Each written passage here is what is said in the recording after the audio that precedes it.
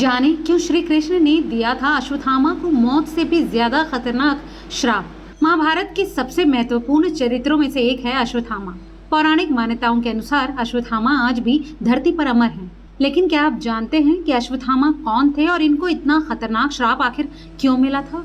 अश्वत्थामा कौरव और पांडवों के गुरु द्रोणाचार्य और उनकी पत्नी कृपि के पुत्र थे। जन्म से अश्वत्थामा ब्राह्मण और कर्मों से क्षत्रिय थे। कहते हैं कि अश्वत्थामा का जन्म गुरु द्रोणाचार्य और उनकी पत्नी कृपि के कई वर्षों की तपस्या के बाद हुआ था और उन्हें जन्म के साथ ही भगवान शिव का आशीर्वाद प्राप्त हुआ था। अश्वत्थामा के बारे में महत्वपूर्ण बात ये थी कि जन्म के साथ ही अश्वत्थामा के माथे पर एक खास तरह की मणि थी, जिसकी वजह से उसे भूख, प्यास और थकान महसूस नहीं होती थी। उनकी शक्तियां किसी भी आम इंसान से बहुत अलग और ज्यादा थीं। उस मणि के कारण ही अश्वत्थामा को अमरत्व का वरदान भी प्राप्त था। शास्त्रों के अनुसार वो इन 7 चिरंजीवियों में से एक हैं।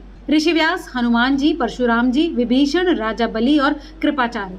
महाभारत के युद्ध में अश्वत्थामा ने अपने मित्र दुर्योधन का बदला लेने के लिए पांडवों को मारने का प्रण लिया, जिसके कारण उसने गलती से पांडवों के 5 पुत्रों को मौत के घाट उतार दिया था। अश्वत्थामा इस बात से भी परिचित था कि उसने ये हत्याएं करके पाप किया है। इसके बाद अश्वत्थामा अपने इस पाप का प्रायश्चित करने के लिए ऋषि व्यास के आश्रम चले गए। हालांकि अश्वत्थामा को जब पता चला कि पांडव जीवित हैं और उसने गलती से उनके बेटों को मार दिया है, तो अश्वत्थामा ने दुर्योधन से की गई अपनी प्रतिज्ञा को पूरा करने के लिए फिर से पांडवों को समाप्त करने के लिए उन पर ब्रह्मास्त्र छोड़ा। श्री कृष्ण ने अर्जुन को ब्रह्मास्त्र के जवाब में हथियार चलाने के लिए कहा।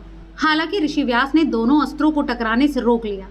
व्यास ने अर्जुन को अपना अस्त्र वापस लेने के लिए कहा, लेकिन अश्वत्थामा अपने ब्रह्मास्त्र को वापस नहीं ले सकते थे। इसके बाद अश्वत्थामा ने उस ब्रह्मास्त्र को अभिमन्यु की पत्नी उत्तरा के कोख में पल रहे बच्चे की तरफ छोड़ दिया। अश्वत्थामा पांडवों के पूरे वंश को समाप्त करना चाहता था, इसलिए उसने उत्तरा की कोख में पल रहे बच्चे पर प्रहार किया। हालांकि श्री कृष्ण ने उत्तरा के बच्चे की रक्षा की। अश्वत्थामा के इस गुनाह के कारण श्री कृष्ण ने उससे उसकी मणि छीन ली और उसे अनंत काल तक दया, प्रेम, सहानुभूति और शांति के लिए अकेले भटकने का श्राप दे दिया। श्री कृष्ण का ये श्राप मौत से भी अधिक घातक साबित हुआ, क्योंकि अश्वत्थामा जानता था कि वो अमर है और उसे कलयुग के अंत तक अपने पापों का बोझ उठाना पड़ेगा।